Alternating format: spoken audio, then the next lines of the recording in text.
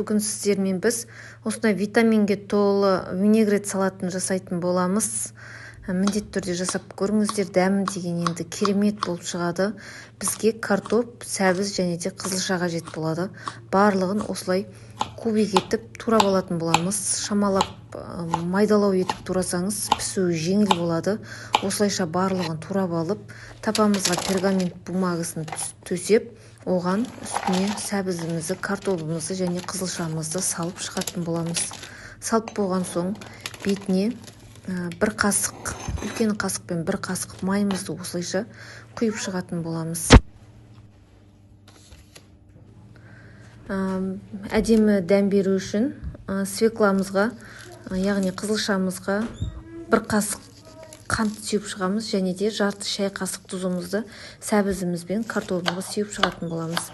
Енді картоп сәбіздеріміз пісем дегенше бізге 40 қабат қажет болады. 40 қабатымызды осылайша тұздап аламыз алдын ала.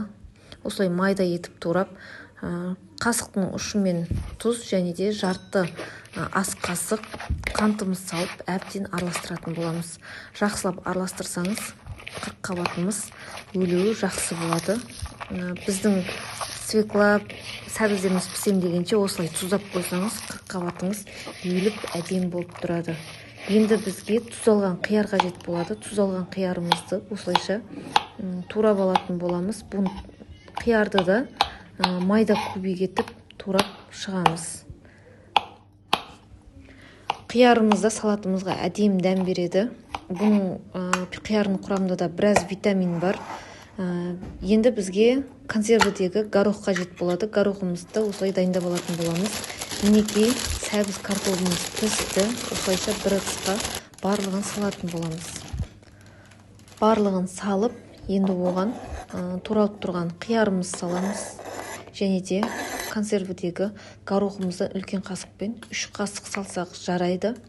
Оған тұз алған капустамызды осылайша салатын боламыз. Енді осыған жарты ас қасық майымызды құйып, барлығын әбден араластырамыз.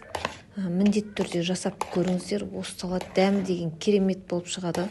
Балаларыңызға да ұнайтын болады. Көп уақытыңызды алмайды. Аяқ астынан қонақ келгенде де жасап жіберсеңіз, тіпті керемет дастарханыңызды ашатын болады.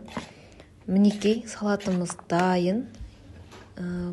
Егер сіздерге видео рецепттерім ұнап жатса, міндетті түрде каналыма тіркеліңіздер, лайк басып, комментарий жазып, қолдап кетіңіздер.